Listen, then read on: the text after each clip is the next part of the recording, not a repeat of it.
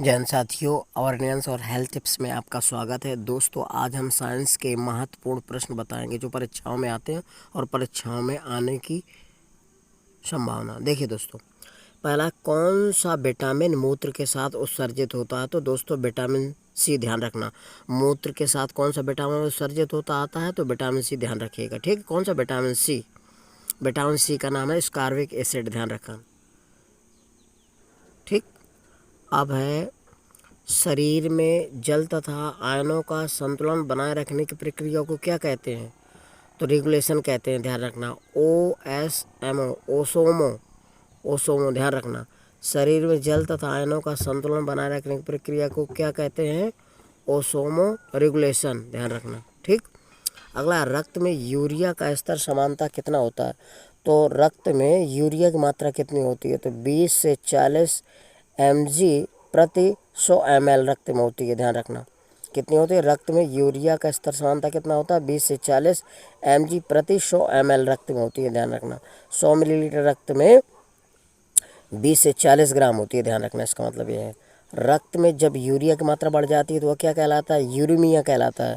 रक्त में जब यूरिया की मात्रा बढ़ जाती है दोस्तों, क्या कहलाता है? यूरेमिया, यूरेमिया कहलाता है, ध्यान रखना। रक्त में जब यूरिया की मात्रा बढ़ जाती है तो क्या कहलाता है? यूरेमिया। अगला है, मूत्र में कौन सा पिगमेंट पाया जाता है? तो यूरोक्रोम पाया जाता है, ध्यान रखना। मूत्र में कौन सा पाया जाता है? यूरोक्रोम। उत्सर्जन की कार्यात्मक इकाई क्या होता है? नेफ्रॉन होती है। उत्सर्जन की क्रियात्मक इकाई क्या होती है? नेफ्रॉन, ध्यान रखना। उत्सर्जन की क्रियात्मक इकाई क्यों क्या कहते हैं? नेफ्रॉन। हेनले लूप कहाँ पाया जाता है? वृक्क नलिका में पाया जाता है। हेनले लूप कहाँ पाया जाता है? वृक्क नलिका में। पक्षियों को उत्सर्जी पदार्थ क्या होता है? यूरिक अम्ल। पक्षियों को उत्सर्जी पदार्थ क्या होता है? यूरिक अम्ल। रुधिर के रासायनिक संगठन का वास्तविक नियंत्रक किससे माना जाता है? नेफ्रॉन से। रुधिर के रासायनिक संगठन का वास्तविक नियंत्रक किससे माना जाता है? नेफ्रॉन को।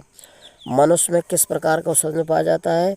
यूरियोटोइक उत्सर्जन से। मनुष्य में किस प्रकार का उत्सर्जन पाया जाता है? यूरियोटेलिक उत्सर्जन से।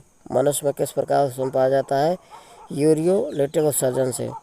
वृक्क के किस झिल्ली के द्वारा घिरा होता है? पेरिटोनियम झिल्ली से, ध्यान रखना। वृक्क किस झिल्ली के द्वारा घिरा होता है? वृक्क तो पेरिटोनियम झिल्ली से घिरा होता है। पेरिटोनियम झिल्ली से घिरा होता है। यकृत कोशिकाओं में ऑक्सीडेटिव डिमिनेशन की क्रिया कहाँ होती है? तो माइटोकॉन्ड्रिया में होती है, ध्यान रखना। यकृत कोशिकाओं में ऑक्सीडेटिव डिमिनेशन की क्रिया होती है माइटोकॉन्ड्रिया में, ध्यान रखना। मूत्र के निर्माण के दौरान अति सूक्ष्म छनन क्रिया कहाँ होती है? तो बोमट संपुट में होती है। मूत्र निर्माण के दौरान अति सूक्ष्म छनन की प्रक्रिया कहाँ होती है? बोमन संपुट में, ध्यान रखना। पुनः अवशोषण की क्रिया नेफ्रॉन के किस भाग में होती है? तो स्रावी भाग में होती है। पुनः अवशोषण की क्रिया नेफ्रॉन के किस भाग में होती है? तो स्रावी भाग में होती है। मकड़ियाँ अपना उत्सर्जन मुख्य रूप से किस पदार्थ के रूप में करती हैं? तो ग्वानिन के रूप में करती हैं। मकड़ियाँ अपना उत्सर्जन मुख्य रूप से किस रूप में करती हैं? ग्वानिन के रूप में करती हैं, ध्यान रखना। मकड़ियाँ अपना उत्सर्जन मुख्य रूप से किस रूप में करती हैं? ग्वानिन के रूप में। यूरोक्रोम का निर्माण कैसे होता है? तो लाल रुधिर कणिकाओं के हीमोग्लोबिन से होता है। यूरोक्रोम का निर्माण कैसे होता है? तो लाल रुधिर कणिकाओं के हीमोग्लोबिन से होता है। लाल रुधिर कणिकाओं के हीमोग्लोबिन से होता है। मूत्र से गंध क्यों आती है? किसके कारण आती है? तो जीवाणु द्वारा यूरिया को अमोनिया बदलने के कारण। तो जो मूत्र में गंध आती है वो अमोनिया की होती है, क्योंकि जीवाणु उसको यूरिया को अमोनिया में बदल देते हैं।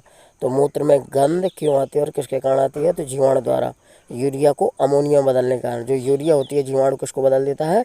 अमोनिया में। तो अमोनिया के कारण मूत्र में गंध आती है। ठीक है दोस्तों, ये परीक्षा की दृष्टि से बहुत महत्वपूर्ण, इनको तैयार करिए।